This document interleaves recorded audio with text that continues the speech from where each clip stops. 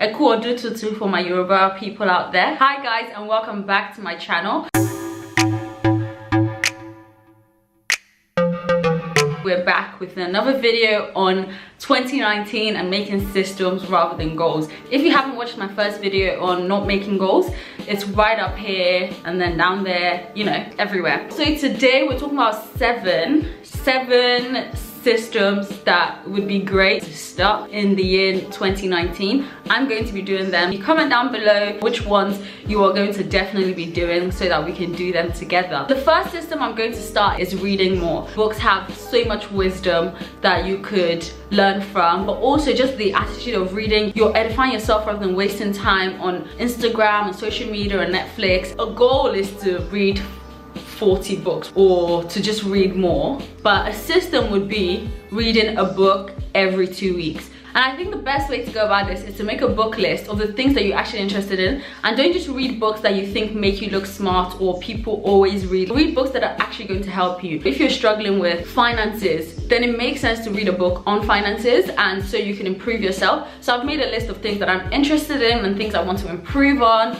and I'm gonna share that list in my comment box thing down below if you guys want to use that as a reference. So the system towards this would be reading one book every 2 weeks. As I explained in my last video, I'm gonna be having monthly reviews of how I'm going about my systems. If I can't read a book every 2 weeks, then I'll change it up. So these aren't set in stones and these are definitely flexible. So rather than having one thing you want to achieve, you just want to grow in this area, however it's best for you. You can achieve that without just saying this is what you want to achieve. If that makes sense, I'm just rambling. Before I was using diaries religiously in my life, I was a bit more haphazard, didn't know what was going on. People would remind me of stuff and I'll be like, oh, yeah, I was supposed to be there. Even things for myself that I want to do, remind myself to do this, and I find myself in November and I still haven't done it. So when I have a diary and I apportion the things that are set in stone, my exams, my job, all those things are set in stone. I can't move them. I have to make time to achieve this in a certain time. And then the rest of the times and the things that are more flexible, doing an online course,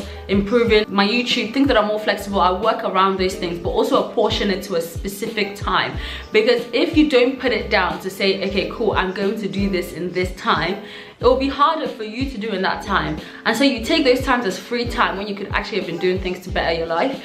You get to November, you haven't done those things that aren't set in stone, and you just feel like, okay, cool, you've wasted your year. And you're like, where did that time go? Third system to start is to do an online course. So I've actually put down in my diary towards things like my YouTube and my side hustle that I'm going to be starting. Doing an online course on something that you're actually interested in, or honing in on your skill. There are so many things free on YouTube that you can do. So I crochet and I want to improve on that skill. So I've already found a video that I'm going to watch on how to crochet a jumper. So I'm going to do that in the first week of February. Watch the video and start making the jumper right after my exam. You can also find things for things that you like. So things like fitness, wig making, whatever it is, you can find an online course or a video online to improve those skills and better your skills.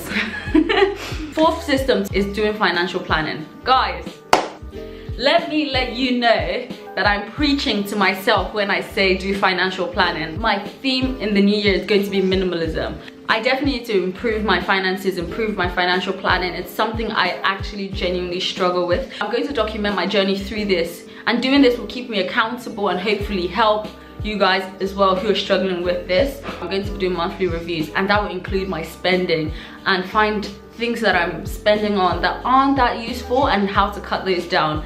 Because it's a system and I don't just have this goal to save so much money. If you do achieve to save it but you haven't saved it in a way that makes sense, it's kind of pointless because you've cut down on things you actually need just to, like, maybe towards the end of the year, just to reach that goal, but it hasn't actually helped you improve your lifestyle and to cut out things that are actually not useful and to change your life for the better. So changing your approach towards money, that's what I'm going to try to do. People do things like withdraw £40 a week and only spend that and don't use your cards, or sub things like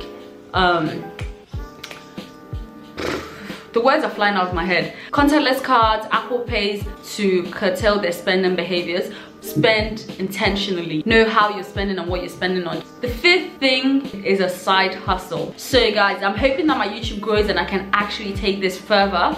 I'm gonna put systems in place, as you can see in my last video, to achieve this, such as online courses and consistency with my uploads, also the quality of my uploads. Definitely starting a side hustle or changing your mindset. How can I have other streams of income? If you're good at photography, supply this service at certain events or take pictures for people and charge a little bit. Attend at least 2 networking events, meet people who are like-minded, maybe beginners to people who have been doing it for years, and you can pick their brains and learn from them and see how they do things. People know people, and people are your best resources. And lastly is your sleep. I actually started quite well at the start of the academic year, but then towards the end, my sleeping habit just basically became nonsense. When I didn't sleep right and I was waking up at stupid hours in the day, it affected the day, my productivity, my motivation. Now I've made a timetable for my new year, at least 7 hours sleep. Get into that routine and your body gets used to it, because sleep affects your physical health, your mental health. Sleeping well is just an easy system you can put in place. It's just something you have to prioritize. And wake up earlier as well. A lot of successful people